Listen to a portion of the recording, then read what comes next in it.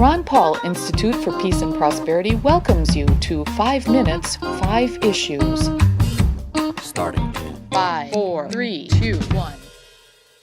Hello, I'm Adam Dick, a Ron Paul Institute Senior Fellow. Let's start. Issue 1. The threat to the United States dollar's common use in international trade does not come only from nations like Russia and China that are often viewed as adversaries of the U.S.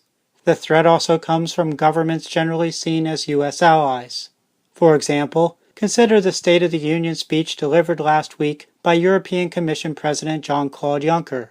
In the speech, Juncker says, "It is absurd that Europe pays for 80% of its energy import bill, worth €300 billion a year, in U.S. dollars, when only roughly 2% of our energy imports come from the United States. It is absurd that European companies buy European planes in dollars instead of euro. This is why, before the end of the year, the Commission will present initiatives to strengthen the international role of the euro. The euro must become the face and the instrument of a new, more sovereign Europe." Issue 2. During the September 13th episode of the Ron Paul Liberty Report, co-host Daniel McAdams described some of the tarnished history of American politicians' reform efforts. McAdams says, "The word reform should be considered a four-letter word. The War Powers Act was meant to rein in the president after Vietnam. What did it do? It gave him permission to go to war without a congressional declaration. The FISA court was supposed to rein in the secret deep state after all the spying that was exposed in the Church Committee. And what did that do? That actually became a facilitator. The Freedom Act was supposed to be a reform of the Patriot Act. It actually legalized some of the illegal things they were doing. So reform. Whenever you hear that in Washington, it's time to run away, I think." Issue 3.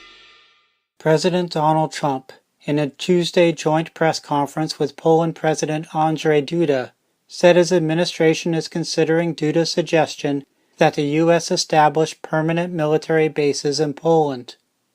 Establishing such new bases near Russia would be consistent with the Trump administration last month more than doubling the number of U.S. Marines in Norway near Russia. Trump sending troops to Poland may sound familiar. About 1,000 U.S. troops were sent there in the first few months of Trump's presidency. Discussing at the press conference his reasoning for considering establishing new U.S. bases in Poland, Trump says, "I think Russia has acted aggressively. They respect force, they respect strength, as anyone does." Issue 4. Gary Johnson, who was governor of New Mexico as a Republican and ran for U.S. president both as a Republican and as a Libertarian, is the Libertarian Party nominee for U.S. Senate in New Mexico this year. On September 15th, Dan McKay reported at the Albuquerque Journal that a journal poll conducted by Research and Polling Incorporated put Johnson in third place with 16% support, behind the Democratic incumbent at 47% and the Republican at 26%. 16% is very good for a Libertarian Party U.S. Senate nominee running against Republican and Democratic opponents.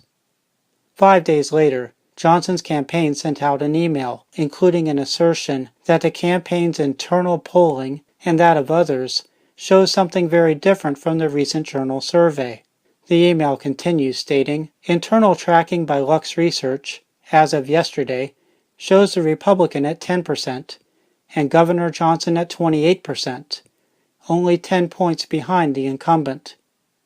The Johnson campaign can say that, but nobody would reasonably just take the campaign's word for it. The assumption should be that, when a campaign mentions the results of an internal poll, it is just spouting dubious public relations talking points.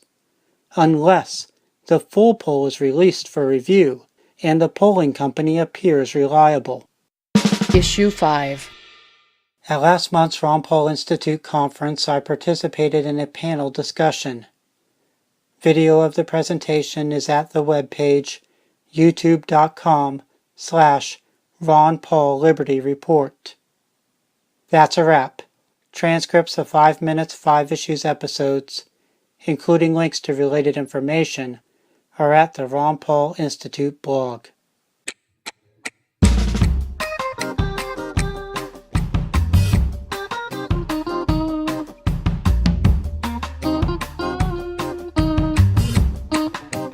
Five, four, three, two, one.